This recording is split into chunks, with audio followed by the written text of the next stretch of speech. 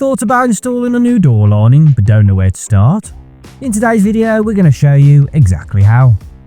We're going to show you how to install it the correct way so you don't have to plane down the sides of your new door. To get the job done, here's a list of tools and equipment you may need.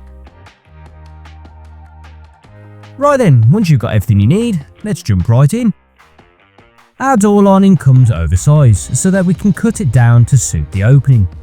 That means we need to take a few measurements before cutting. First, find the smallest measurement of the opening height. Measure from the floor to the top of the opening at 4 points, and use the smallest reading. From the measurement, deduct the following: top clearance of 8 to 10 mm, the lining thickness, which in our case was 18 mm, and then 5 to 8 mm of clearance for any future hard flooring. If you're fitting carpet, don't worry, this will still be hidden. So in our example, the smallest height measurement was 2032 mm. After deducting everything, our final upright length is 2001 mm.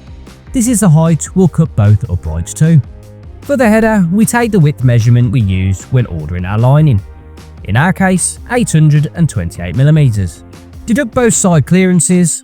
That gave us a header length of 812 mm. Now that we've got all our measurements, we can assemble the door lining. First, cut the header and uprights to size. Once cut, drill pilot holes into the fixing points on each end of the header, where the uprights will butt up. These should be set in from the edge by half the thickness of the lining. At each fixing point, countersink the pilot hole so the screw sits below the surface of the lining. Now, take each upright and align it with the header so they sit flush, and use the pilot holes in the header to drill through into the uprights. Once the uprights have been pilot holed, apply a bead of wood joining glue where the pieces meet, then fix the header and uprights together using the correct screws. With the lining now assembled, we need to make sure it's square and that the uprights are parallel using braces. To keep the uprights parallel, take a wooden batten and mark the internal top width of the lining onto it. Then, at the bottom of the uprights, measure up about 200 mm on each side. Once you've got those markings, align the batten with them and fix it to the lining. When fixing, make sure the screw is close to the outer edge of the lining, as this will be covered by the architrave.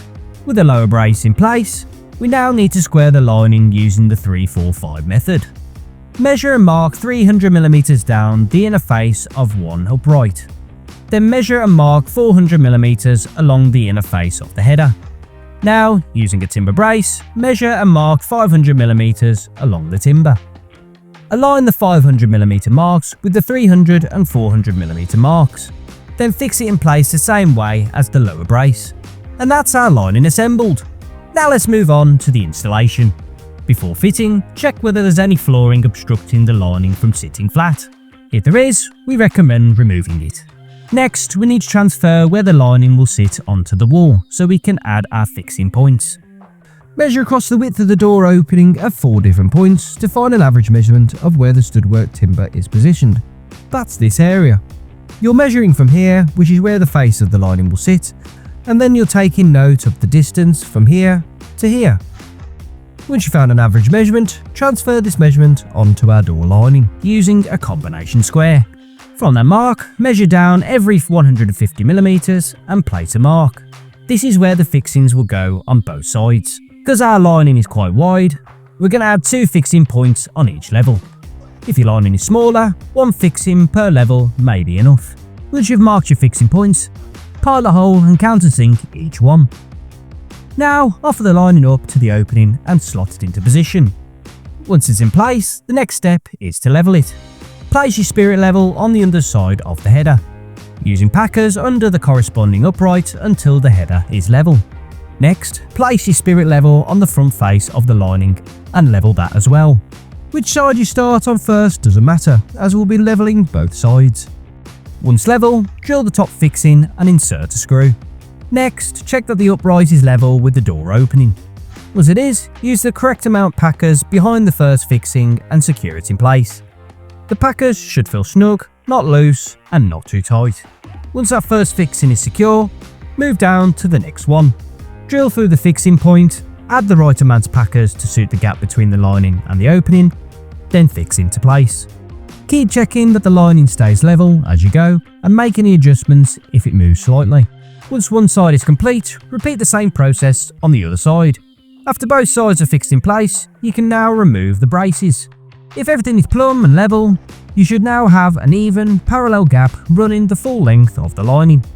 Because this has been sized to suit the door width and clearance, the door should fit perfectly, meaning there'll be no need to remove anything from the sides of the door, just the bottom if needed. And how easy was that, eh? Overall, you should now have everything you need to install a door lining like a professional. If you found this helpful, make sure you check out our other DIY videos.